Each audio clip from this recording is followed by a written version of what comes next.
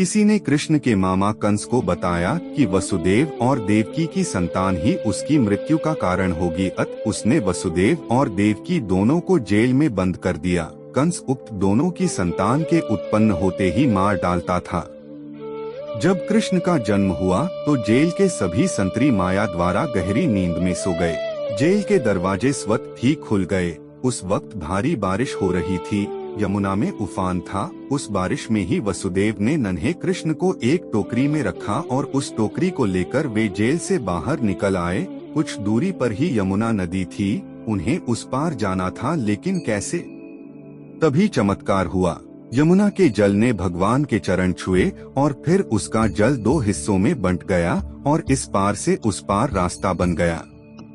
कहते हैं कि वसुदेव कृष्ण को यमुना के उस पार गोकुल में अपने मित्र नंदगोप के यहाँ ले गए। वहाँ पर नंद की पत्नी यशोदा को भी एक कन्या उत्पन्न हुई थी। वसुदेव श्री कृष्ण को यशोदा के पास सुलाकर उस कन्या को ले गए। गोकुल माँ यशोदा का मायका था और नंदगांव में उनका ससुराल। श्री कृष्ण का लालन पालन यशोदा व नंद ने किया। गोकुल यमुना के तट पर बसा एक गांव है, जहाँ सभी नंदों की गायों का निवास स्थान था। नंद मथुरा के आसपास गोकुल और नंदगांव में रहने वाले आभीर गोपों के मुखिया थे। यहीं पर वसुदेव की दूसरी पत्नी रोहिणी ने बलराम को जन्म दिया था। बलराम देवकी के 7वें गर्भ में थे, जिन्हें योग माया ने आकर्षित करके रोहिणी के गर्भ में डाल दिया था। यह स्थान गोप लोगों का था। मथुरा से गोकुल की दूरी महज 12 किलोमीटर है।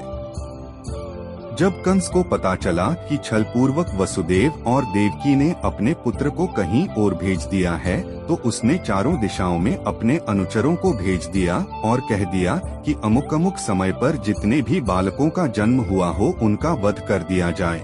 पहली बार में ही कंस के अनुचरों को पता चल गया कि हो न हो वह बालक यमुना के उस पार ही छोड़ा गया है। बाल्यकाल में ही श्री कृष्ण ने अपने मामा के द्वारा भेजे गए अनेक राक्षसों को मार डाला और उसके सभी कुप्रयासों को विफल कर दिया। सबसे पहले उन्होंने पूतना को मारा। पूतना को उन्होंने नंद बाबा के घर से कुछ दूरी पर ही मारा। नंदगांव में कंस का आतंक बढ़ने लगा तो नंद बाबा ने वहां से पलायन कर दिया। पलायन करने के और भी कई कारण रहे होंगे।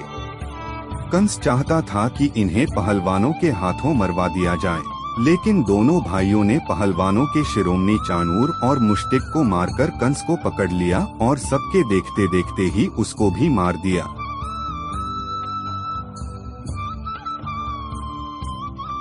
आपको यह वीडियो अच्छा लगा तो YouTube चैनल को सब्सक्राइब कर दीजिएगा।